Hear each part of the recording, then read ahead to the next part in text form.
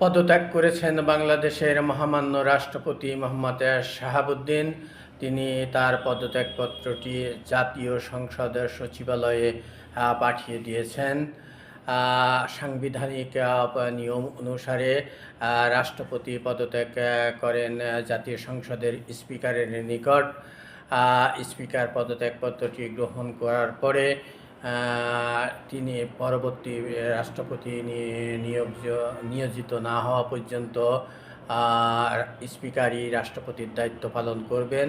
এক্ষেত্রে হাফিজউদ্দিন আহমেদ স্পিকার রাষ্ট্রপতির দায়িত্ব পালন করবেন। বিকেল 5টায় হাফিজউদ্দিন আহমেদের এ সংক্রান্ত বিষয়ে সংবাদ সম্মেলন করে বিস্তারিত তথ্য জানানোর কথা রয়েছে। তবে রাষ্ট্রপতি তার পদত্যাগপত্রে তার শারীরিক বিভিন্ন জটিল সমস্যার কথা উল্লেখ করে দীর্ঘমেয়াদী চিকিৎসার কথা উল্লেখ করেছেন। যদিও সংবাদ মাধ্যমে আমরা আগেই জানতে পেরেছি যে এই ধরনের একটি সিচুয়েশন দেখিয়েই রাষ্ট্রপতি পদত্যাগ করবেন।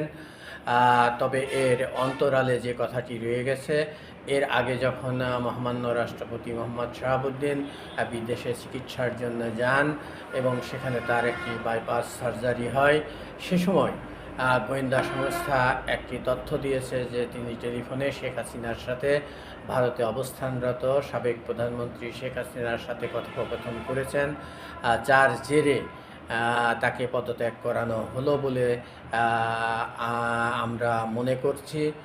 যদিও বিএনপির পক্ষ থেকে এই সত্যটিকে স্বীকার করা হয়নি এবং পররাষ্ট্র প্রতিমন্ত্রী শ্যামা ওবায়দ ইসলাম তিনি বলেছেন যে এ ধরনের তথ্য পররাষ্ট্র মন্ত্রণালয়ে নেই।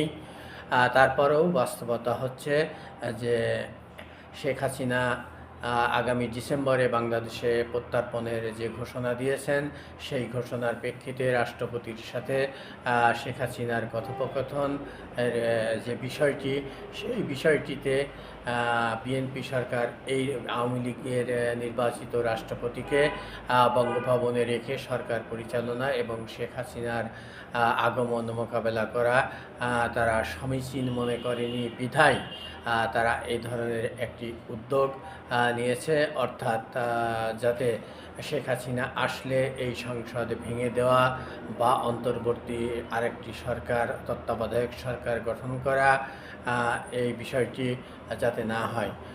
এখানে সংবাদ মাধ্যমে যে বিষয়টি বিশেষভাবে এসেছে যে বর্তমানে রাষ্ট্রপতি মোহাম্মদ শাহাবুদ্দিন এবং সেনাবাহিনী প্রধানের সাথে শেখ হাসিনার নিয়মিত ফোনালাপ হয়ে থাকে বা বিভিন্ন সোর্স থেকে তাদের সাথে কথাবার্তা হয়ে থাকে। সেক্ষেত্রে শেখ হাসিনা যেহেতু আসার ঘোষণাটি দিয়েছেন, সে কারণে আওয়ামী লীগের রাষ্ট্রপতি যদি বঙ্গভবনে থাকে আর বর্তমান সেনাপ্রধান যদি বহাল থাকে, তাহলে বিএনপি তারা তাদের সরকার পরিচালনা এবং টিকে থাকাকে কখনোই কোনোভাবেই সঙ্গীন মনে করছে না, অর্থাৎ নিষ্কণ্টক মনে করছে না, যার প্রেক্ষিতে তাদের প্রথম ধাপ রাষ্ট্রপতিকে সরিয়ে দেওয়া, সেই কাজটি তারা আজ করলেন। এর পরবর্তী ধাপ সেনাপ্রধানকে ইনঅ্যাক্টিভ করে রাখা অথবা সরিয়ে দেওয়া, হয়তো আগামীতে জাতি সেই বিষয়টি দেখতে পারবে।